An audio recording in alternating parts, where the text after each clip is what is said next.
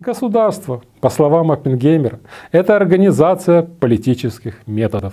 Это систематизация хищнических процессов на данной территории. Мюррей Ротбард. Анатомия государства. Что такое государство?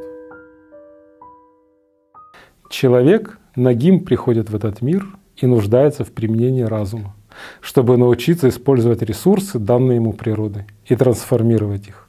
Например, путем инвестирования в капитал. Формы, состояния и среды, где ресурсы могут быть использованы для удовлетворения его желаний и улучшения его жизненных стандартов.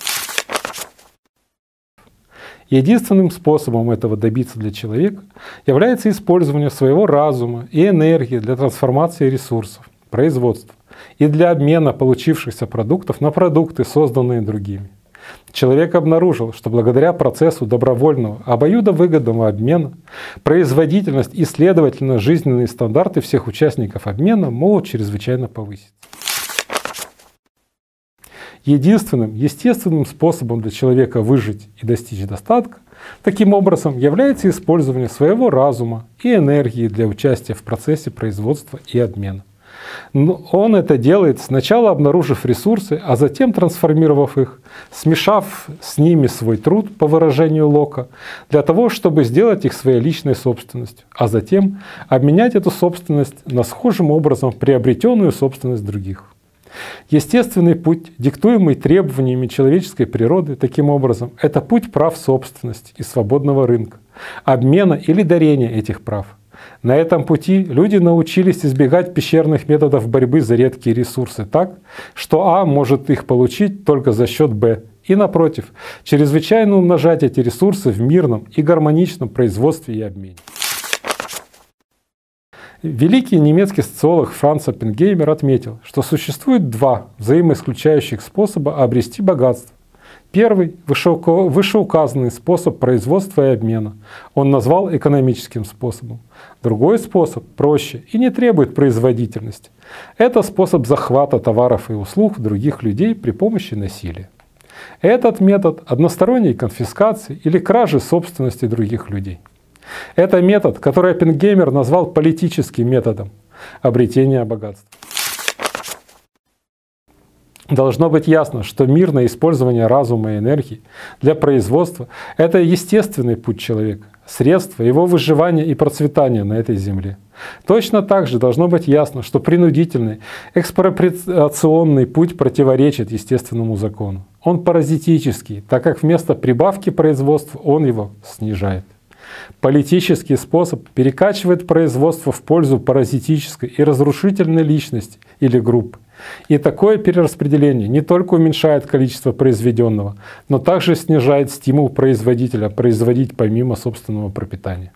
В конечном итоге грабитель уничтожает собственные средства к существованию, истощая или уничтожая источники своего обеспечения. Но это не все. Даже в краткосрочной перспективе хищник действует вопреки собственной человеческой природе.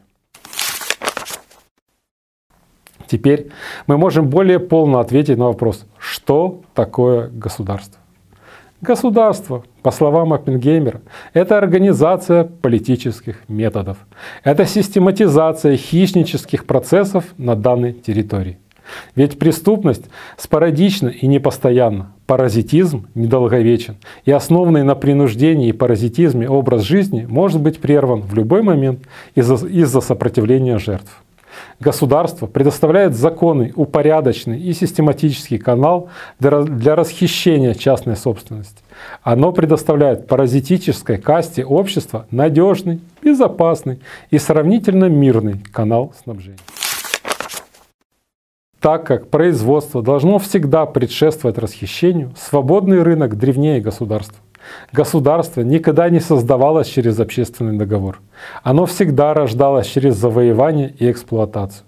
Классическая парадигма состояла в том, что племя завоевателей прекращало свой проверенный временем метод грабежа и истребления завоеванного племени, сообразив, что можно грабить дольше, надежнее и в более приятной обстановке, если завоеванному племени позволить жить и производить, а при этом завоеватели поселялись среди них как правители, вымогая постоянную ежегодную дань. Один из методов зарождения государства может быть описан следующим образом. На холмах Южной Руритании группе бандитов удается установить физический контроль на территории. И, наконец, главарь банды объявляет себя королем суверенного и независимого правительства Южной Руритании. Если он и его люди обладают силой для поддержания такого правления в течение некоторого времени, о чудо! Новое государство уже присоединилось к семье народов, и прежние лидеры бандитов превратились в законную знать королевства.